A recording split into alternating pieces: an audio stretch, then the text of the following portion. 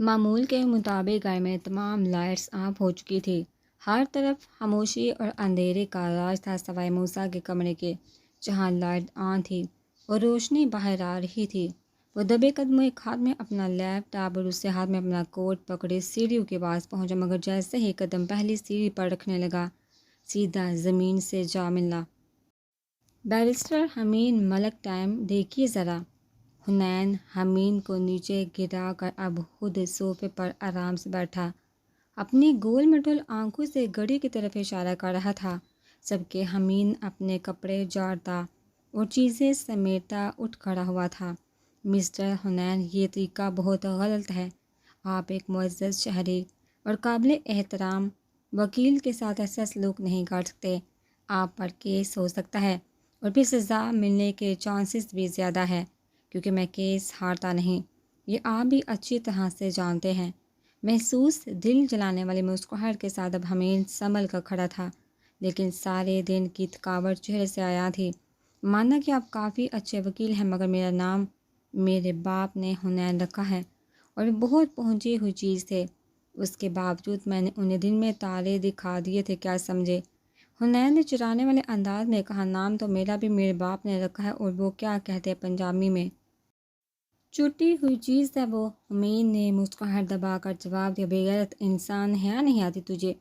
پتہ ہے جب تک تو گھر نہیں آ جاتا مجھے نیند نہیں آتی۔ ایک میں تیری وجہ سے نرمین سے باتیں سنتا ہوں، جس تو مجھے اپنے باپ کو چھٹی ہوئی چیز کہتا ہے۔ حنین اب صوفے سے کھڑا ہو گیا تھا اور زور زور سے بول رہا تھا، اس کی آواز سے نرمین کمرے سے باہر نکل آئی، ساتھ ہی موسیٰ نے بھی اپنے کمرے کا دروازہ کھولا۔ تم دونوں باپ بیٹے کے شو کا ٹائم ہو گیا ہے؟ نرمین اپنے محسوس دھیمے لہجے میں طنز کرتے ہوئے پوچھا۔ سب کے نرمین کو دیکھتے ہی حمید فوراً حنین کے پہلو میں جا کھڑا ہوا۔ اب دونوں باپ بیٹے نے اپنی گول مٹول آنکھوں سے ایک دوسرے سے اشاروں میں صلح کی۔ مام، ہم لڑ نہیں رہے، بلکہ میں ڈیڈ کو آج کے کیس کے بارے میں بتا رہا تھا۔ آج عدالت میں عجیب واقعہ ہوا۔ حمید، میں تمہیں تمہارے باپ دونوں کو بہت اچھے سے جانتی ہوں، اور اب سے نہیں کافی عرصے سے، سمجھے؟ زیادہ ہوشیاریاں نہ دکھایا کرو، اپنے کمرے میں چل اور گھر جلدی آنے کی عادت ڈالو۔ نرمین کہتی واپس اپنے کمرے کی طرف چل پڑی، مگر پھر کچھ خیال آتے ہی دوبارہ مڑی۔ اور ہاں، اگر تم دونوں کا مزید کچھ دیر اور یہاں تھیٹر لگانے کا پروگرام ہے تو اپنی آوازیں آہستہ اور لائٹ آن کر لو، تاکہ میں اور موسیٰ ڈسٹرب نہ ہوں۔ جبکہ موسیٰ اپنے کمرے کی دہلیز سے سب سن کر واپس پلٹ گیا، اور کرے محبت کی شادی اپنے ساتھ ساتھ مجھے بھی مروا دیتے ہیں۔ حمید کہتا ہوا کچن کے جانا بڑھ گیا، 2 کپ کافی کے بنانا۔ حنین ریموٹ سے ٹی وی آن کرتے ہوئے بولا، جی معلوم ہے، روز کا کام ہے، تھکا ہوا میں آتا ہوں اور کافی بھی مجھے ہی بنا کر دینی پڑتی ہے۔ مسٹر حمید، تم میرے پر احسان نہیں کرتے ہو۔ میں جو تمہارے لیے سارے زمانے سے لڑتا ہوں، آدھی آدھی رات تک تمہارے انتظار میں جاگتا ہوں، وہ کس کھاتے میں؟ اتنا انتظار تو تمہاری بیگم بھی نہیں کرے۔ ہائے ڈیڈ، اب رات کے اس پہر آپ مجھے رومانٹک کر ہیں حنین؟ حمید نے کہتے ہوئے کپ حنین کو دیا، دوسرا دونوں ہاتھوں میں تھام کر مسکراتا ہوا حنین کے مقابل صوفے پر بیٹھ گیا۔ رومانٹک تو بیرسٹر صاحب بعد میں ہونا، پہلے یہ بتاؤ آج پھر زرناب کو تنگ کیا تھا؟ توبہ، اس لڑکی کے پیٹ میں کوئی بات ہضم نہیں ہوتی، وہ تو مقابلہ کر نہیں سکتی، پر کبھی آپ کو کبھی انکل زریاب سے ڈانٹ پڑوا کر ہوش ہو جاتی ہے بیچاری۔ حمید نے کافی کا سپ لیتے ہوئے مصنوعی افسوس کا اظہار کیا۔ پہلی بات یہ کہ وہ ڈرتی ورتی کسی سے نہیں ہے، مانور کی بیٹی ہے وہ۔ دوسری بات، تم دونوں جتنے پنگے ایک دوسرے سے لیتے ہو، میرے خیال میں تم دونوں کے درمیان صلح کی گنجائش نہیں بلکہ صرف نکاح کی گنجائش بچتی ہے۔ حنین نے اپنی گول مٹول آنکھیں گھما کر کپ ٹیبل پر رکھا اور کھڑا ہوا۔ آبجیکشن مسٹر حنین، اپنے لیے معصوم سی نرمین دیکھ لیں، مجھے پھولن دیوی ساتھ شادی کا مشورہ دے رہے ہیں، واہ کیا بات ہے آپ کی۔ اس سے پہلے کہ حنین کچھ کہتا، ایک بار پھر نرمین کی آواز نے دونوں کو چونکا دیا، میرے خیال میں تم دونوں آج رات ٹی وی لاؤنج میں ہی گزارنے کا ارادہ رکھتے ہو، اس لیے اپنے اپنے تکیے کیچ کر لو۔ ساتھ ہی 2 تکیے نرمین نے اوپر سے نیچے پھینکے، جبکہ حنین نے حمید کی طرف حیرانگی سے دیکھا۔ میں تو رات یہاں گزارنے والا نہیں، سب آپ کی وجہ سے ہوا ہے۔ اس وقت اس سیریل کو ڈسکس کرنا ضروری تھا، بڑے فلاسفر بن رہے، اب حل کرے اس مسئلے کو، حمید نے صوفے پر گرتے ہوئے کہا۔ فلاسفر وہ ہوتا ہے جو مسئلے کو یوں حل کرے کہ لوگ اس حال کے بعد کہیں کہ اس سے تو مسئلہ ہی اچھا تھا۔ دونوں باپ بیٹا اب مسکرا رہے تھے، کیونکہ وہ صرف باپ بیٹا نہیں بلکہ دوست اور ہمراز بھی تھے۔ ناشتے کی ٹیبل پر سب بھی موجود تھے، مگر ناشتہ ابھی شروع نہیں کیا تھا، کیونکہ ابھی تک اماں بھی ناشتہ کرنے کے لیے اپنے روم سے نہیں آئی تھی۔ حالات جاؤ دیکھ کر ابھی تک اماں بھی کیوں نہیں آئی؟ دوپہر جو موبائل پر مصروف تھا ایک نظر حالہ پر ڈالتے ہوئے بولا۔ اس سے پہلے کہ حالہ اپنی جگہ سے اٹھتی، ارتضیٰ اپنی کرسی پیچھے کرتے ہوئے بولا، ماما آپ بیٹھیے، میں دیکھتا ہوں دادو کو۔ دوپہر میں سوچ رہی تھی ڈائننگ روم کا فرنیچر نہ تبدیل کر لے۔ حالہ کی بات پر دوپہر نے حیران آنکھوں سے پہلے اسے دیکھا، پھر مرتضیٰ کی طرف دیکھا، کیونکہ ابھی کچھ ماہ پہلے ہی فرنیچر تبدیل ہوا تھا۔ جو حالہ کی بات پر مسکرا رہا تھا، کہ تم دونوں ایک دوسرے کو یوں کیوں دیکھ رہے ہو؟ انوکھی بات کی ہے، میں نے حالہ کو غصے میں آتا دیکھا۔ مرتضیٰ نے اپنی ہنسی کنٹرول کرتے ہوئے کہا، نہیں ماما، میں تو خود سوچ رہا تھا کتنے دن ہو کہ ہمارے گھر کوئی نئی چیز نہیں آئی۔ دوپہر نے اپنی مسکراہٹ پر قابو پاتے ہوئے مرتضیٰ کی حمایت میں سر ہلایا۔ میں سب سمجھتی ہوں تمہیں دوپہر کو بالکل پسند نہیں آتا جب بھی میں کوئی تبدیلی کرتی ہوں، مگر جب لوگ آ کر تعریف کرتے ہیں کہ دوپہر صاحب آپ کا گھر بہت زبردست ڈیکوریٹ ہے، کس ڈیزائنر سے ڈیکوریٹ کروایا ہے، پھر تمہیں میری اہمیت کا اندازہ ہوتا ہے۔ تمہیں ایک چیز 6 ماہ سے زیادہ کیسے استعمال کر لیتے ہو، حیرت ہوتی ہے مجھے تم پر۔ آخر میں حالہ نے دوپہر کے دیکھتے ہوئے کہا، ٹھیک ہے جو مرضی ہے، بدلو، نئی خریدو، مجھے اس سے کیا، بس یار اتنا خیال رکھنا کہ صرف چیزیں ہی بدلیں، کہیں مجھے بدلنے کا مت سوچنا۔ دوپہر نے ہنستے ہوئے کہا، موبائل بند کر کے ٹیبل پر رکھ دی۔ اس سے پہلے حالہ کچھ کہتی مرتضیٰ کچھ کہتی ارتضیٰ اماں بھی کو لے آئے۔ اماں بھی کے آتے ہی سب ان کی طرف متوجہ ہو گئے۔ دوپہر نے انہیں پکڑ کر کرسی پر بٹھایا۔ 1000 بار کہا ہے اب مجھ سے ٹیبل پر ناشتہ نہیں ہوتا، تم لوگ کر لیا کرو، میں کمرے میں ہی کر لوں گی۔ اماں بھی نے حالہ بھی سے ناشتہ پکڑتے ہوئے جواب دیا، پھوپھو میں اور مرتضیٰ تو کر لیں گے، مگر یہ آپ کا چہیتا کبھی آپ کے بغیر ناشتہ نہیں کرے گا۔ حالہ نے ارتضیٰ کی طرف بھی ناشتے کی پلیٹ کرتے ہوئے جواب دیا، جبکہ اماں بھی نے ایک محبت بھری نظر ساتھ بیٹھے ارتضیٰ پر ڈالی۔ اچھا ٹھیک ہے، کل سے ہم لوگ بھی آپ کے کمرے میں ہی ناشتہ کیا کریں گے، دوپہر نے چائے کا کپ پکڑتے ہوئے کہا۔ جی بابا بالکل ٹھیک کہہ رہے ہیں، ارتضیٰ نے نیپکن سے ہاتھ صاف کرتے ہوئے کہا۔ چلو ارتضیٰ، ہمیں ہسپتال سے دیر ہو رہی ہے اور یہ باپ بیٹا تو اپنی مرضی سے آفس جاتے ہیں۔ حالہ نے کرسی سے اٹھتے ہوئے ناراضگی سے دوپہر کو دیکھا۔ ارے واہ، میں نے کب منع کیا ہے؟ فرنیچر تبدیل کرنے سے جب تمہارا دل کرتا ہے تبدیل کر لو، میں پیمنٹ کر دوں گا۔ دوپہر نے جلدی سے جاتی ہوئی حالہ کا ہاتھ پکڑا۔ رہنے دو، ہر دفعہ پہلے بحث ہوتی ہے پھر میری بات مانتے ہو۔ حالہ نے اپنا ہاتھ چھڑوایا۔ اچھا نا، اب یوں ناراض ہو کر جاؤ گی تو میرا سارا دن خراب گزرے گا۔ دوپہر نے نرمی سے حالہ کا ہاتھ چھوڑ دیا۔ جی بابا بالکل ٹھیک کہہ رہے ہیں، ماما پلیز مسکرا دے، مرتضیٰ نے دونوں کندھوں سے حالہ کو پکڑتے ہوئے کہا، جبکہ ارتضیٰ نے اسمائل کہتے ہوئے دوپہر، حالہ، مرتضیٰ، اماں بھی اور اپنی پکلی فوج کی صحت ٹریننگ بھی حذیفہ کی مزاج کو نقصان نہ پہنچا سکی۔ پہلی پوسٹنگ بھی سیاچن جیسے محاذ پر ہوئی، مگر اس کو خوش قسمتی ہی کہا جا سکتا ہے، وہ ابھی تک بیس کیمپ میں موجود تھا۔ تم لوگوں نے یہ کیسی شکلیں بنا رکھی ہیں؟ ہنستے رہا کرو، اس سے پہلے کہ کوئی آپ پر ہنس کر چلا جائے یا پھر آپ کو دیکھ کر کسی کی ہنسی نکل جائے۔ حذیفہ نے سب کی طرف دیکھتے ہوئے کہا، خود ہی اپنی بات کو انجوائے کرتے ہوئے خوب ہنسا۔ اس کو یوں ہنستا دیکھ کر پہلے سب خاموش رہے، پھر ہنسنے لگے۔ یار کیا چیز ہے تو، ہم لوگ پریشان ہیں اور تجھے جوک سوچ رہے ہیں، لیفٹیننٹ اسد نے حذیفہ کے پاس بیٹھتے ہوئے کہا۔ کیوں، کیا ہوا، کہیں سسرال سے کال تو نہیں آ گئی؟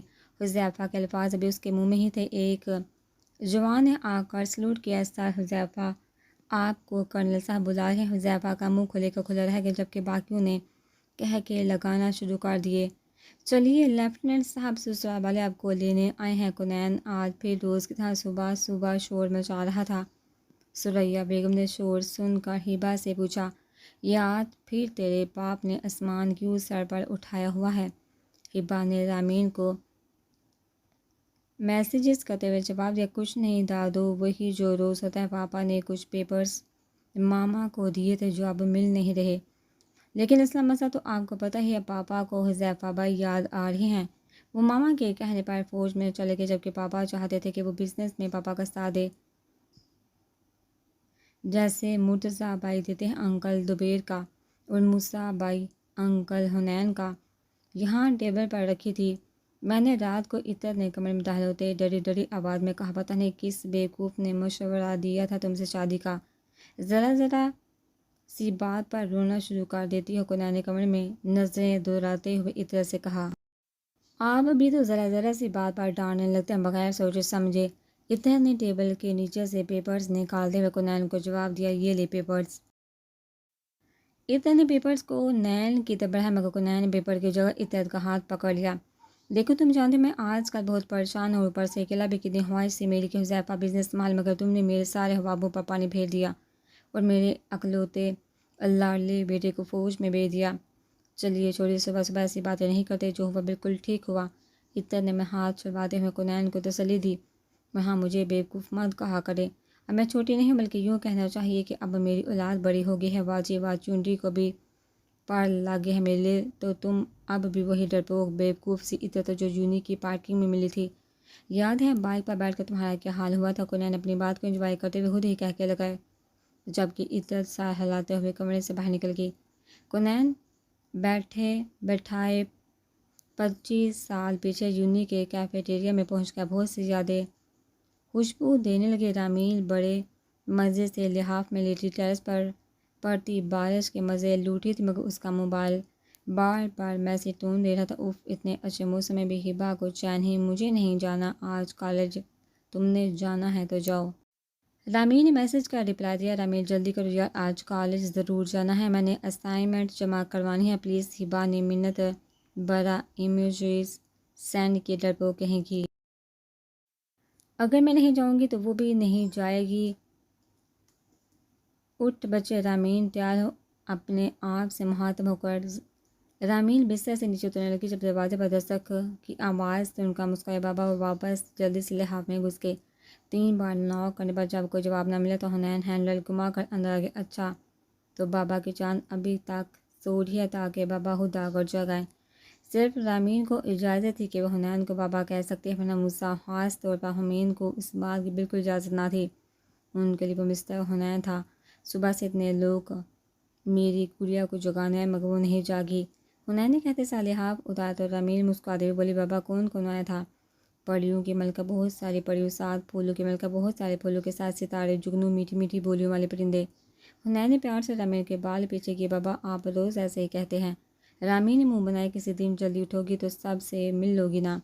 چلو اب جلدی تیار ہو جاؤ، حمین جال ہے تمہیں ڈراب کر دے گا۔ ذرا بزنس کے ساتھ ساتھ سیاست بھی کر رہا تھا، اس لیے آج کل اس کی مصروفیات کافی بڑھ گئی تھی، جس کی وجہ سے وہ حنین کے غصے کا خوب شکار ہوتا۔ آج بھی وہ اپنے آفس میں بزی تھا جب اس کے پی اے نے حنین کے آنے کی اطلاع دی تھی کہ انہیں اندر بھیج دیں۔ ذرائع نے کہتے ساتھ ایک لمبا سانس لیا، کیونکہ اب جو حنین نے اس کی کرنی تھی اس کے لیے صبر کا ہونا بہت ضروری تھا۔ تو خود کو کیا سمجھتا ہے، بہت بڑا آدمی بن گیا میرے لیے، تو آج بھی وہی ذرائع ہے جو جناح سپر سے 50 روپے کی پائل خریدتا تھا۔ حنین اندر آتے ہی نان سٹاپ بولنا شروع ہو گیا، جبکہ 50 روپے کی پائل کا سن کر ذرائع کا ایک دم رنگ اڑ گیا۔ کیا کرتا ہے یار، یہ میرا آفس ہے، کوئی سن لے گا، میری کیا عزت رہ جائے گی، سوچ سمجھ کر بولا کر، اب تو بڑا ہو گیا ہے۔ ذرائع نے جلدی سے دروازہ بند کیا، حنین کو صفحے پر بیٹھنے کا اشارہ کرتے ہوئے، وہ انٹرکام پر کافی کاٹ رہی تھی، اب بتا کیا بات ہے، اتنے جارحانہ انداز میں اینٹری کیوں ماری ہے تو نے؟ ذرائع نے مسکراتے ہوئے حنین کی طرف دیکھا، پہلی بات یہ کہ میں اکیلا بڑا نہیں ہوا، تم دونوں یعنی دوبیر اور تو بھی میرے ساتھ ہی بڑے ہوئے ہو، لہٰذا آج کے بعد سے مجھے بڑے ہونے کا طعنہ مت دینا۔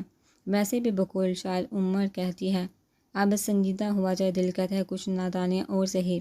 اور دوسری بات تو لوگوں کے لیے کوئی توپ چیز ہوگا، مگر میرے لیے وہی ہے جو چھپ چھپ کر محبت میں روتا تھا۔ حنین بھی ذرائع کی دکھتی رگ پر ہاتھ رکھا، اپنا مطلوبہ مقصد حاصل کیا، یعنی اسے تنگ کر کے اپنی منت پر مجبور کر دیا۔ ذرائع اب کی بار منت بڑے لہجے میں بولا، یار بس کرنا، ایک گاڑی ہے، باقی کٹ گھر پر لگا لینا، اتنی دیر میں بھی یہ کافی لے آیا۔ اچھا کہ یاد کرے گا، بخش دیتا ہوں تجھے مگر ایک شرط پر۔ حنان نے کافی کا سپ لیتے ہوئے جواب دیا۔ بول جلدی کر، مجھے بہت کام ہے، ضراب نے گھڑی کی طرف دیکھتے ہوئے کہا۔ حنان نے ضراب کی بات سن کر اپنی گول میٹل آنکھیں گھما کر ضراب کو دیکھا، جس پر ضراب نے ڈھیلا پڑتے ہوئے صوفے سے ٹیک لگا لی۔ بول میں بالکل فری ہوں، کوئی کام نہیں مجھے۔ ضراب کی بات سن کر حنان ہنسنے لگا۔ ایک آدھ کے بعد تیرا پیے مجھے نہیں روکے گا۔ دو، آج رات کا کھانا میرا اور دوپہر کا تیری طرف۔ تین، تو مجھے جرمانے کے طور پر آج ہی نیا موبائل لے کر دے گا۔ تو جتنا کمینہ کل تھا آج بھی اتنا ہی ہے، ذرا برابر فرق نہیں پڑا بلکہ اضافہ ہی ہوا ہے۔ ضراب نے جو کہ کافی کا کپ منہ سا لگا جبکہ حنان صوفے پر ہنس رہا تھا۔ ایک شرط بولی تھی تو نے بتائی تھی نا، یہ نا انصافی ہے۔ ضراب نے دوہا دی۔ ایک ہی شرط ہے، باقی یہ تینوں اسی ایک کے جز ہیں۔ تو شاید بھول رہا ہے میں حنان ملک ہوں، اب ایک وکیل کا باپ بھی، مجھ سے سوچ سمجھ کر پنگا لیا کر۔ اچھا ویسے گستاخ کرنے کی کوئی خاص وجہ؟ ضراب نے پوچھا۔ میں نے تیری منحوس شکل 10 دن سے نہیں دیکھی، یہ وجہ کم ہے کیا؟ پتہ ہے میں تجھے نہ دیکھوں تو مجھے لگتا ہے کہ میں دنیا میں نہیں بلکہ جنت میں ہوں، جہاں کوئی مسئلہ نہیں۔ تجھے اس لیے دیکھنا ضروری ہے تاکہ مجھے لگے کہ میں اب بھی زندہ ہوں اور اس دنیا میں ہوں۔ ابھی حنان کی تقریر جاری تھی کہ دوپہر نے آفس کا دروازہ کھولا اور وہ دیکھ میرا شیر آ گیا۔ حنان نے دوپہر کو دیکھتے نعرہ لگایا، یار خدا ہو بھی کر، ایک MNA کے آفس سے ایسی آوازیں، تو میرا کوئی نہ کوئی اسکینڈل بنوا کر چھوڑے گا۔ ضراب نے دوپہر کو ہاتھ ملاتے ہوئے حنان کو منع کیا جبکہ دوپہر مسکراتا ہوا حنان کے برابر بیٹھ گیا۔ ہاں اب بتا کیا بات ہے؟ دوپہر نے حنان سے پوچھا۔ کچھ نہیں، بس تم دونوں کو دیکھنے کا دل کر رہا تھا۔ حنان نے شرارتی مسکراہٹ سے انہیں گھمایا۔ نہ کر یار، میں اپنی اتنی اہم میٹنگ چھوڑ کر آیا ہوں، تو نے تو کہا تھا کہ ایمرجنسی ہے۔ دوپہر کا حیرت سے برا حال تھا جبکہ ذرا نیچے منہ کر کے ہنس رہا تھا۔ اسے یوں ہنستا دیکھا حنان بولے بغیر رہ نہ سکا، چپ کر، تو کیا وائبریشن پر لگا ہوا ہے، کھل کر مردوں کی طرح ہنس۔ ضراب نے ایک بار پھر حنان کو یاد کروانا چاہا کہ یہ اس کا آفس ہے، مگر اس سے پہلے کہ ضراب یہ جملہ بولتا حنان بول پڑا، یہ ضراب کا آفس ہے۔ اب کی بار تینوں کہہ کے لگانے لگے، اور وہ بھی مردوں کی طرح۔ آج صبح صبح ہمیشہ کی طرح کچہری میں بہت رش تھا۔ حسب عادت حمید نے اپنی گاڑی پارک کرنے کے بعد ایک نظر پوری پارکنگ پر ماری اور زرناب کی گاڑی پر نظر پڑتے ہی اس کی پڑکنے لگی۔ عجیب لطف آتا ہے اس لڑکی کو تانگ کر کے، حمید دل میں سوچتا ہوا مسکرا کر اپنے چیمبر کی طرف چل پڑا۔ کوریڈور میں پینسل ہیل پہنے، وائٹ شلوار قمیص اور بلیک کوٹ بازو پر ڈالے، گھنگریالے بال کیچر میں قیدی، وہ اپنے دراز قد اور وجیہ شخصیت کے ساتھ اپنے کلائنٹ کے ساتھ محو گفتگو نظر آئی۔ واہ حمید، آج تو صبح صبح اس کی شامت اسے کھینچ لائی ہے۔ بلیک گلاسز آنکھوں سے اتارتے ہوئے محسوس مسکراہٹ کے ساتھ زرناب کی طرف بڑھا۔ میڈم آپ کو میں کچھ دنوں تک تمام پیپر پہنچا دوں گا، ٹھیک ہے؟ علیم صاحب، آپ جتنی جلدی پیپر جمع کروائیں گے اتنی جلدی ہی کارروائی شروع ہوگی، زرناب کہتی ہوئی آگے بڑھنے لگی۔ جب حمید کی آواز پر پلٹی، تم نے میری شکایت مسٹر حنان سے کی تھی؟ جی نہیں، کچھ لوگوں کی شکایت کرنی نہیں پڑتی بلکہ ان کے کرتوت اتنے شاندار ہوتے ہیں کہ وہ خود بہت لوگوں کو پتہ چل جاتا ہے، جیسے کہ آپ اپنی مثال ہی لے لیں۔ زرناب نے طنزیہ مسکراہٹ سے حمید کی طرف دیکھا۔ وہ کیا ہے نا، میں لڑکیوں کی بات کا برا نہیں مناتا کیونکہ بیچاریوں میں عقل نام کی چیز نہیں ہوتی، ویسے بھی کسی سیانے نے کیا ہو کہا ہے، اگر لڑکیوں سے غلطی ہو جائے تو قصور لڑکیوں کا نہیں بلکہ غلطی کا ہوتا ہے۔ اینی ویز good morning Mrs زرناب۔ Mrs زرناب Ali Khan, اور گلاسز آنکھوں پر لگاتا چل پڑا۔ جی حمید ملک، صبح صبح ایک اچھا کام تو آپ نے کیا، بڑی آئی میں زرناب علی خان ہوں۔ حمید اپنے کیبن کی طرف بڑھ گیا جبکہ زرناب کچھ دیر اسے کوریڈور میں جاتے ہوئے دیکھتے رہے اور پھر کچھ سوچ کر وہ بھی اسی کے کیبن کی طرف چل پڑی۔ حمید اپنے آفس میں آ کر ابھی اپنی چیزوں کو ترتیب دے رہا تھا اور ساتھ ساتھ اپنی میل بھی چیک کر رہا تھا جب ایک زوردار دھماکے سے اس کے آفس کا دروازہ کھلا۔ کچھ لوگ آپ کو زندگی میں ایسے ملتے ہیں کہ پھر دل میں کتا پالنے کی حسرت ختم ہو جاتی ہے، اور بڑی معذرت کے ساتھ مسٹر حمید ملک، آپ کا شمار بھی ان لوگوں میں ہوتا ہے۔ مجھے حیرت ہے کہ انکل حنان نے آپ کو باہر پڑھنے کے لیے بھیجا تھا تاکہ آپ ایک قابل انسان بن کر واپس آئے۔ مگر افسوس آپ پر تعلیم کا کوئی اثر نظر نہیں آتا. مجھے انکل سے ہمدردی ہے، ان کے پیسے ضائع ہو گئے. زرناب اپنا غصہ اتار کے جانے لگی. جب حمید نے کہا تمہیں پتہ ہے تمہارا سب سے ویک پوائنٹ یہ ہے کہ تمہیں بہت جلدی غصہ آ جاتا ہے، حالانکہ میں نے ایسا کچھ کہا ہی نہیں. بلا کے معصومیت چہرے پر سجائے وہ زرناب کے غصے کو مزید ہوا دے رہا تھا. سیانے کہتے ہیں خوبصورت لڑکیاں عموماً بیوقوف ہوتی ہیں. میں اس بات پر یقین نہیں رکھتا تھا، مگر تمہیں دیکھ کر مجھے اس بات پر کامل یقین ہو گیا ہے. امیر نے جو کسر رہ گئی تھی وہ بھی پوری کر دی. You shut up nonsense duffer. Zarnab کو بس نہیں چاہا تک امیر کا سر پھاڑ دے. مشتاق یوسفی صاحب فرماتے ہیں گالی اور لطیفہ ہمیشہ اپنی مادری زبان میں ہی مزہ دیتے ہیں. امیر زرناب نے اس کے ٹیبل پر موجود ہر شے کو گرا دیا جہاں تک اس کا ہاتھ پہنچا. خود ایک زوردار دروازے کی آواز کے ساتھ باہر چلی گئی. عجیب لڑکی، آندھی کی طرح آتی ہے، طوفان کی طرح جاتی ہے، پر ہے مزے کی. حمید نے انٹرکام پر پی اے کو اندر بلند اشارے سے آفس سیٹ کرنے کو کہا، جبکہ پی اے اس بات کا عادی ہو چکا تھا. زرناب اسے آفس کا حلیہ بگاڑ دیتی تھی جب اسے حمید پر غصہ ہوتا. سر ایک بات بولا، اگر برا نہ لگے تو. پی اے احمد نے ڈرتے ڈرتے حمید سے پوچھا. بولو یار، تمہیں معلوم ہے مجھے کسی پر غصہ نہیں آتا، خاص طور پر اپنے اسٹاف پر تو بالکل بھی نہیں. حمید نے اپنے لیپ ٹاپ پر کام کرتے ہوئے جواب دیا. اس وقت وہ بلا کا سنجیدہ لگ رہا تھا کہ کوئی کہہ نہیں سکتا تھا یہ تھوڑی دیر پہلے والا حمید ہے. سر تقریباً روزانہ ہی میڈم آفس کا حلیہ بگاڑ دیتی ہے. میں سوچ رہا ہوں کل سے آفس اسی وقت ٹھیک کیا جائے جب میڈم چکر لگا کر چلی جائیں گی. پہلے کرنے کا تو کوئی فائدہ ہی نہیں ہوتا. احمد کی بات ختم ہوتے حمید نے زوردار کہہ کر لگایا.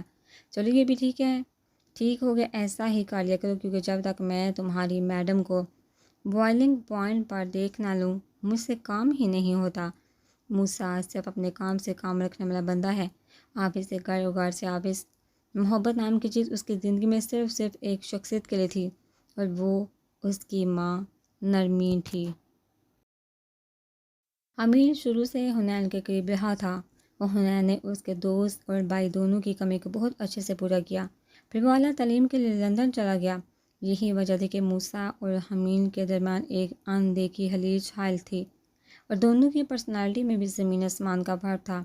موسیٰ کی دوستی سب سے زیادہ مرتضیٰ اور اس کے بعد زرناب سے تھی، کیونکہ ان تینوں کا بچپن ایک ساتھ گزرا تھا. مرتضیٰ کسی کام سے مارکیٹ آیا تھا تو واپسی میں موسیٰ کے آفس آ گیا. محترم موسیٰ ملک، اس آفس کے باہر بھی ایک دنیا آباد ہے جو غلطی سے کافی خوبصورت بھی ہے اگر آپ دیکھنے والی آنکھ رکھتے ہوں تو. مرتضیٰ نے موسیٰ کے آفس میں قدم رکھتے ہوئے کہا. یار بیٹھ، کہاں تھا اتنے دنوں سے؟ موسیٰ نے فائل بند کرتے ہوئے ہاتھ میں لایا. حد ہے یار، یعنی الٹا چور کتوال کو ڈانٹے. میں تجھ سے گلے کر اور تو مجھے ہی شرمندہ کرنے پر تلا ہوا ہے. مرتضیٰ نے ناراضگی کا اظہار کرتے ہوئے کرسی اپنی طرف کھینچی. اچھا سوری، یہ بتا کیا لے گا؟ چائے یا کافی؟ کچھ بھی منگوا لے، بلکہ یوں کرتے ہیں کہ باہر چلتے ہیں، یہی دیکھ موسم کتنا اچھا ہو رہا ہے. فوڈ اسٹریٹ میں بیٹھ کر کچھ کھاتے پیتے ہیں اور موسم کو انجوائے کرتے ہیں. کیا خیال ہے؟ مرتضیٰ نے آئیڈیا پیش کیا. چلو ٹھیک ہے، چلتے ہیں، میں ذرا یہ سب سمیٹ لوں. موسیٰ نے فالو کی طرف اشارہ کرتے ہوئے جواب دیا.